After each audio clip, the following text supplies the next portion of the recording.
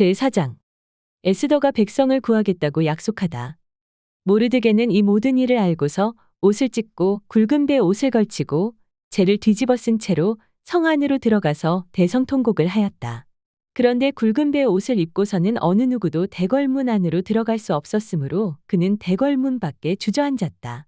왕이 내린 명령과 조서가 전달된 지방마다 유다 사람들은 온통 탄식하고 금식하며 슬프게 울부짖었다.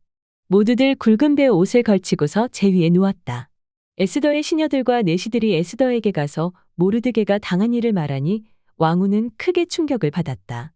에스더가 모르드게에게 옷을 보내며 굵은 배의 옷을 벗고 평상복으로 갈아입기를 권하였지만 모르드게는 듣지 않았다.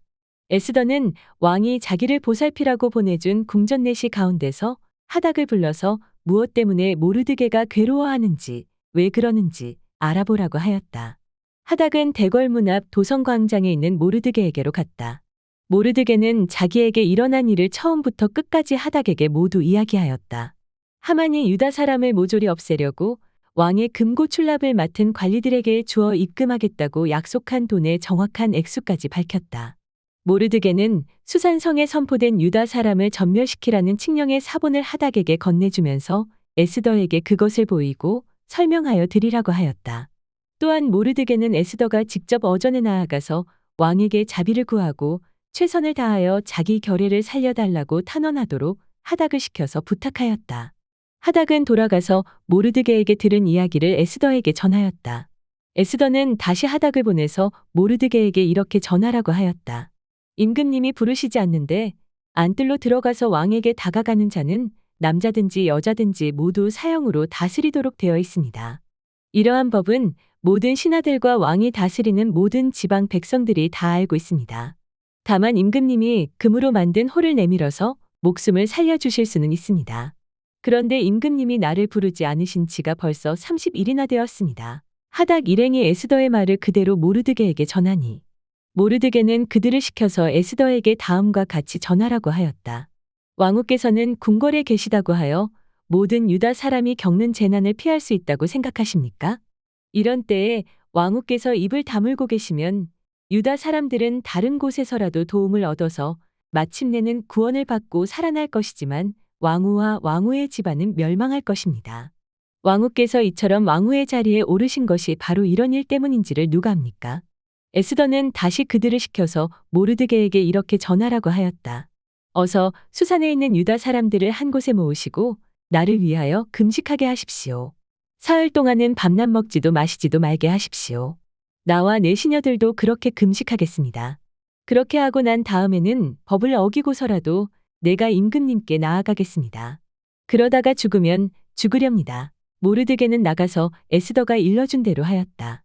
제5장. 에스더가 왕과 하만을 잔치에 초대하다.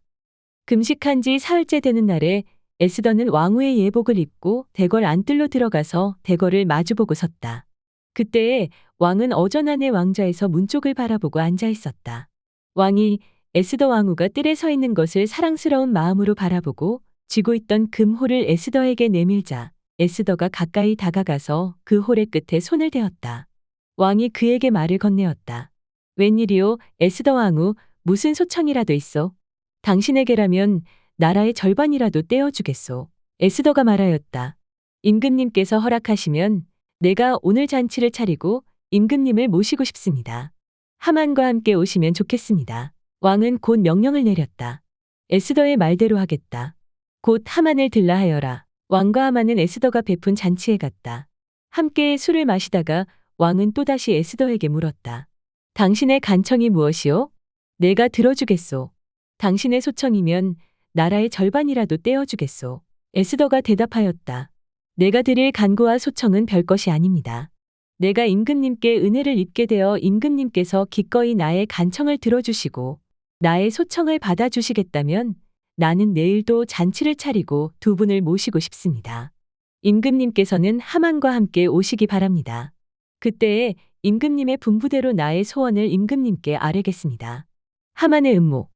그날 하만은 마음이 흐뭇하여 아주 즐거운 기분으로 대궐을 나섰다.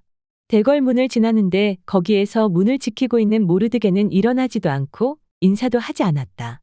그것을 보고서 하만은 그만 화가 잔뜩 치밀어 올랐지만 꾹 참고 집으로 돌아갔다. 하만은 친구들과 자기 아내 세레스를 불러놓고 자기는 재산도 많고 아들도 많으며 왕이 여러모로 자기를 영화롭게 하여 주고 자기를 다른 대신들이나 신하들보다 더 높은 벼슬자리에 앉혔다면서 그들 앞에서 자랑하였다. 하만은 덧붙여서 말하였다. 그것뿐인 줄 아는가? 에스더 왕후께서 차린 잔치에 임금님과 함께 초대받은 사람은 나 하나밖에 없다네.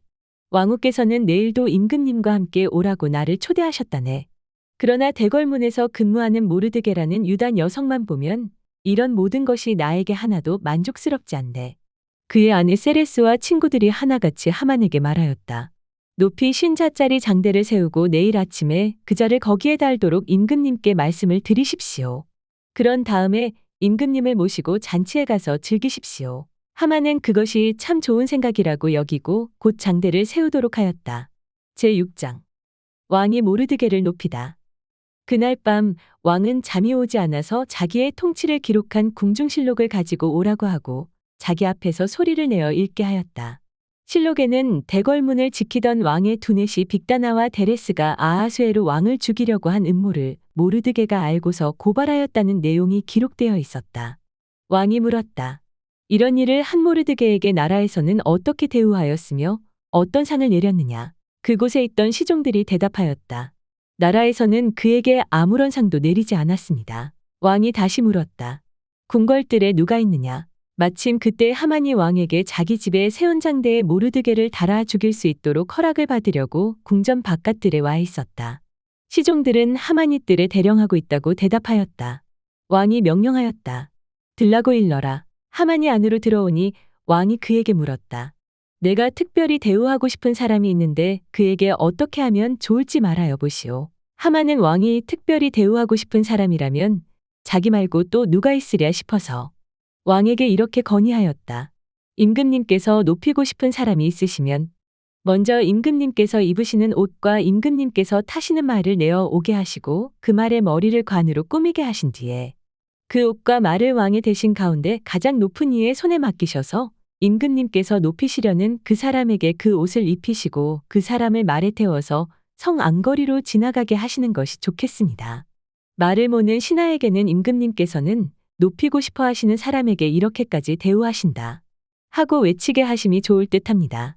왕이 하만에게 명령하였다. 곧 그대로 하시오. 대궐문에서 근무하는 유다 사람 모르드게에게 내 옷과 말을 가지고 가서 경이 말한 대로 하여 주시오. 경이 말한 것들 가운데서 하나도 빠뜨리지 말고 그대로 하도록 하시오. 하만이 왕의 옷과 말을 가지고 가서 모르드게에게 옷을 입히고 또 그를 말에 태워 성 안거리로 데리고 나가서 임금님께서는 높이고 싶어 하시는 사람에게 이렇게까지 대우하신다 하며 외치고 다녔다.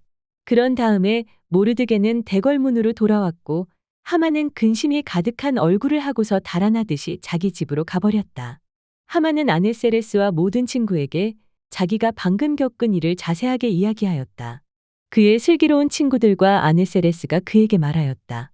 당신이 유다 사람 모르드게 앞에서 무릎을 꿇었으니 이제 그에게 맞설 수 없어. 당신은 틀림없이 망할 것이오. 하만의 몰락. 말이 채 끝나기도 전에 내시들이 와서 에스더가 차린 잔치에 하만을 급히 데리고 갔다. 제7장. 왕과 하만은 에스더 왕후가 차린 잔치에 함께 갔다.